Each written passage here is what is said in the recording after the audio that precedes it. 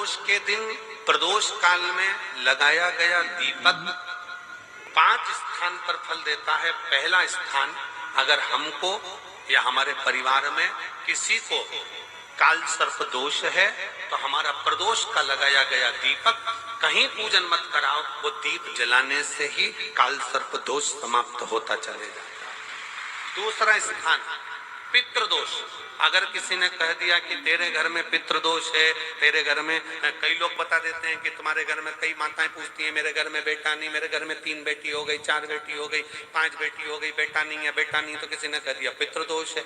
अब तुम शंकर जी की पूजन कर रहे हो, शंकर जी पे जल चढ़ा रहे हो, शिव की स्तुति कर रहे हो, तो किसी किसी की यहाँ 3 बेटियों के बाद, 4 बेटियों के बाद, एक माता ने तो लिखा है कि उसके यहाँ 2008 में उसके घर में लड़की ने जन्म लिया था, या 2008 में उसके घर में बच्चे ने जन्म लिया था, लड़की।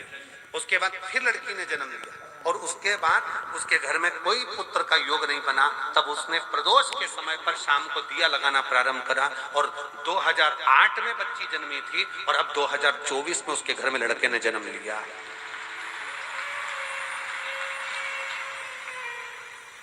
2024 में उसके घर में पुत्र ने जन्म लिया, वो बेटी होगी यहाँ पर कहीं ना कहीं, जिसके घर में बेटे। पहले की लड़की हुई, फिर 2 जुड़वा लड़की हुई, जुड़वा लड़की में से एक लड़की शांत हो गई, फिर आखिरी में बच्ची के कारण बस संतान प्राप्ति का योग नहीं बना। आखिरी में उसने फिर पुनः भगवान शंकर के प्रदोष काल में दीप जलाना प्रारंभ किया।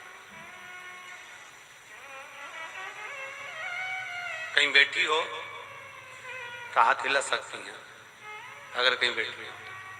कितना कितना विचित्र कर्म है, जरा विचार करिए ना कि प्रदोष काल का लगाया गया दीपक, प्रदोष काल, प्रदोष के दिन, प्रदोष काल का जो दीपदान होता है वो सरल नहीं होता, वो सहज नहीं होता। 5 स्थान की पूर्ति करता है। पहला, जम के बोलो, पहला स्थान किस चीज के लिए? काल सर्पदोष के लिए। दूसरा, पितृदोष। कैसा भी तुम्हें कोई पितृदोष बता दे, कितना भी तुमसे कोई कह दे कि तेरे घर में पितृ का दोष है, तेरे घर में ये दोष है, अगर आप प्रदोष के दिन, प्रदोष काल में, अर्थात सूर्य अस्त के समय के 2:45 तक का जो समय होता है, 2 घंटे के समय का, उसके अंतर्गत अगर आप प्रदोष काल के समय में भगवान शंकर को दीप लगाने के लिए अगर पहुंचे हो तो वो आपको फल देगा ही, पितृ दोष का निवारण होगा ही, चाहे तुम कुछ करो चाहे मत करो, और पितृ की शांति करा दे। दूसरे नंबर पर है पितृदोष। तीसरे नंबर पर है वास्तु दोष। हमारे घर का, अब एक बहुत सावधानी से श्रवण करने वाला विषय है।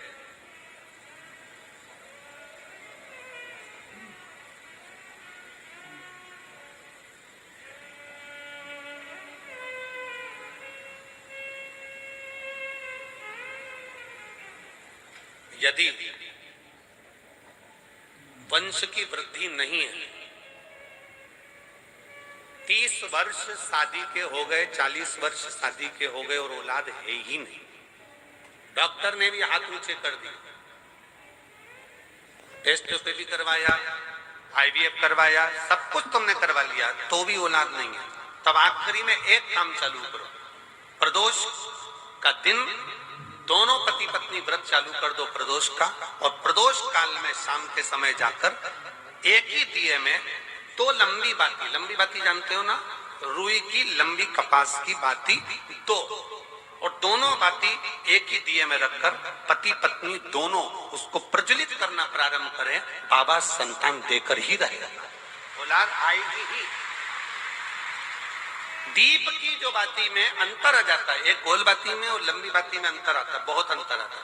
पितरों के लिए गोल बाती का प्रयोग बहुत कम होता है महाराज। देवी जी के लिए, माता रानी के लिए, जगत जननी के लिए गोल बाती का प्रयोग बहुत कम होता है महाराज, ध्यान रखिएगा। एक पितर के लिए, एक जगत जननी जगदम्बा दुर्गा भवानी के लिए गोल बाती का प्रयोग कम होता है, लंबी बाती का प्रयोग ज्यादा। क्यों? क्योंकि हमारे घर के कुल देवी और हमारे घर के पितर हमारे वंश की वृद्धि करें, इसलिए लंबी बाती रखी जाती है, जिससे हमारा वंश बहुत लंबा चले, बहुत उन्नति की ओर बढ़े, इसलिए लंबी बाती का प्रयोग किया। शिव महापुराण की कथा कहती है 5 जगह पर हमारा जलाया गया एक दीप जो प्रदोष के दिन प्रदोष काल में लगाया जाता है 5 जगह पर भारी पड़ता है। पहले नंबर पर जम के बोलते जाओ, काल सर्पदोष। दूसरे नंबर पर पितृदोष। तीसरे नंबर पर घर का वास्तु दोष। हमारे घर में कितना भी वास्तु दोष है, कोई ने कह दिया यहाँ बाथरूम नहीं बनना थी, यहाँ पर शौचालय नहीं बनना था, यहाँ सीढ़ी नहीं बनना थी, वो सीढ़ी वहां बनना थी, ये सीढ़ी वहां बनना थी।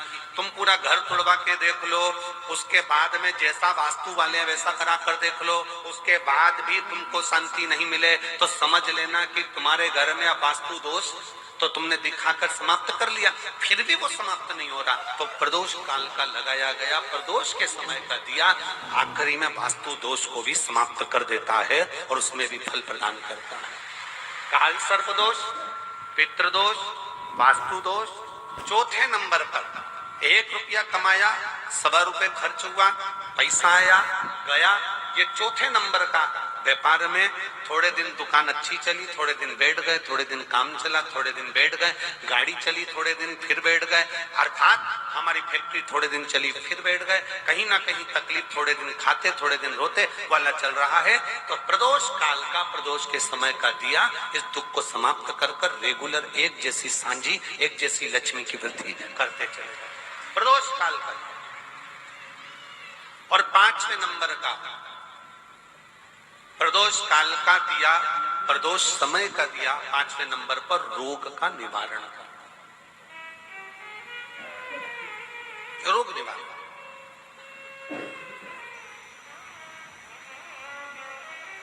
ये 5 स्थान जो बताए गए हैं प्रदोष काल के दिन, प्रदोष के दिन दीप प्रज्वलन। और अब की बार की जो शिवरात्रि आ रही है, बाबा देवाधिदेव महादेव की बड़ी कृपा है उस पर, बहुत करुणा। 25 तारीख को प्रदोष और 26 तारीख को शिवरात्रि। अब जरा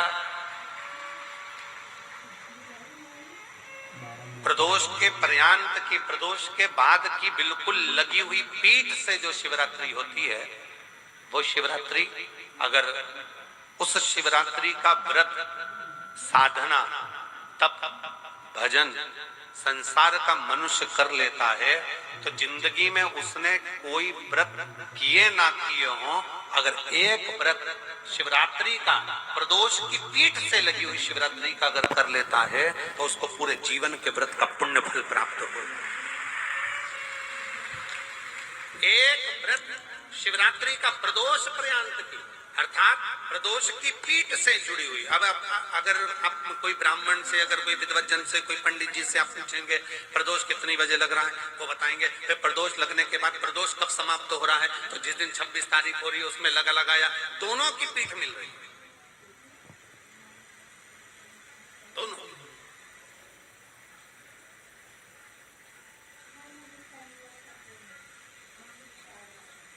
करो व्रत। आपने कितनी भी एकादशी के व्रत करे हो, कितनी भी द्वादशी के व्रत करे हो, कितनी भी चतुर्थी व्रत करे हो, कितनी भी तीज व्रत करे हो, कितनी भी अष्टमी का व्रत करा हो, कितनी भी नवरात्रि के व्रत करा हो, कितनी भी तीज का व्रत करा हो, चाहे दुनिया के कितने भी व्रत आपने करे हो, अगर आपने एक महाशिवरात्रि का व्रत नहीं करा तो कोई व्रत का पुण्य फल आपके खाते के अंतर्गत आ नहीं पाता। शिवरात्रि के व्रत की इतनी मूलता है। पर एक निवेदन है, अगर कोई बुजुर्ग है, कोई बीमार है, कोई बूढ़ा व्यक्ति है, बहुत बीमार है, तो उसको निवेदन है आप व्रत ये नहीं कि 24 घंटे का करो, आप व्रत 2 घंटे का कर लो, 1.5 घंटे का कर लो, 1 घंटे का कर लो, 15 मिनट का करो। पर निवेदन है कि जो बीमार व्यक्ति है वो आधे घंटे, 1 घंटा, 2 घंटा, 6 घंटा, 15 मिनट पर शंकर की शिवरात्रि का व्रत ये विचार कर करना।